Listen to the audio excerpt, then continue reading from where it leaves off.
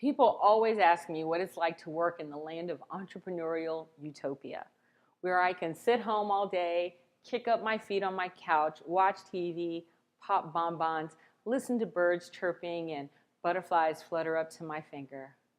Okay, no.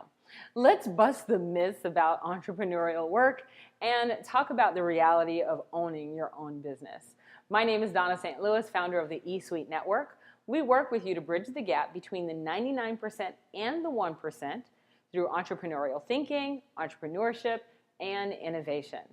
So let's look at the top 5 myths. So the first myth is, if I build it, they will come. A lot of people make this mistake. They take a whole bunch of money, they invest it in building something in hopes that someone will buy it.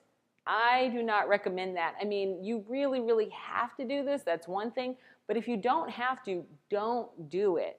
I even tell people that when you go to a new housing development and the land is completely flat, sometimes they don't even have models up and they still sell hundreds of thousands of dollars of houses. I mean, houses worth 500, 600, over $1 million.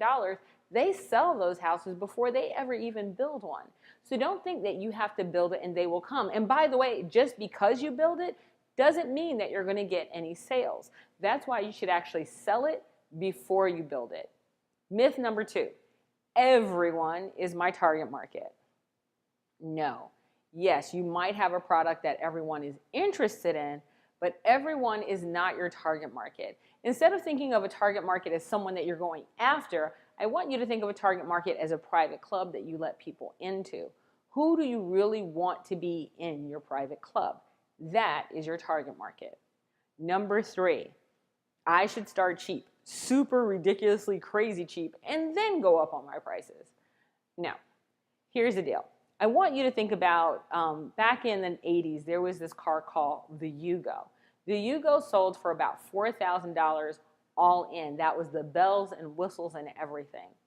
Now, it was really the cheapest car that you could get. It was built in a cheap manner. It was just a cheap car. It had no upside to it at all, other than it got you from point A to point B. That was it. If you put too many people in it, it slowed down and got really bad miles per gallon.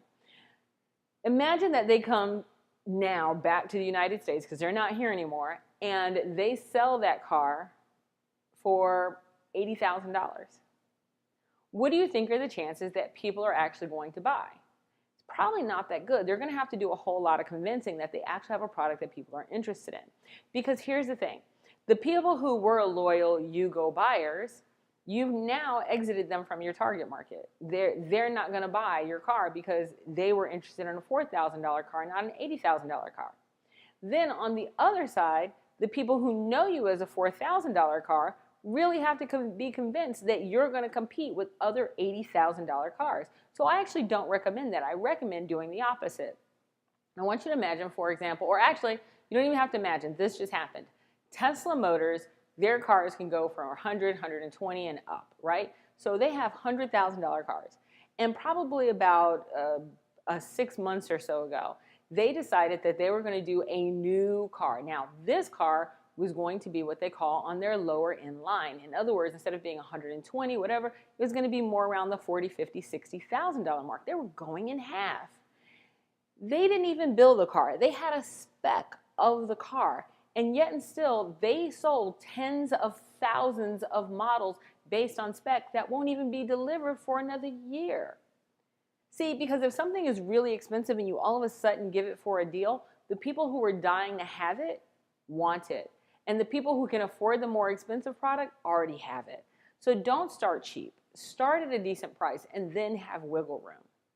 Number 4, I don't have to sell to be a successful entrepreneur.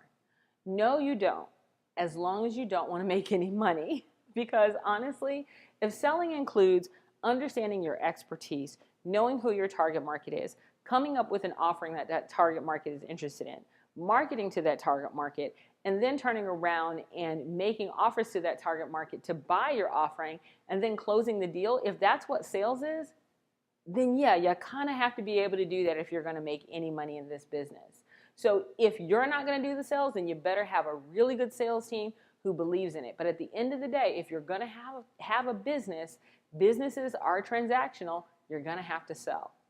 And finally, my favorite, build it, then sell it. Well, this actually goes with number one.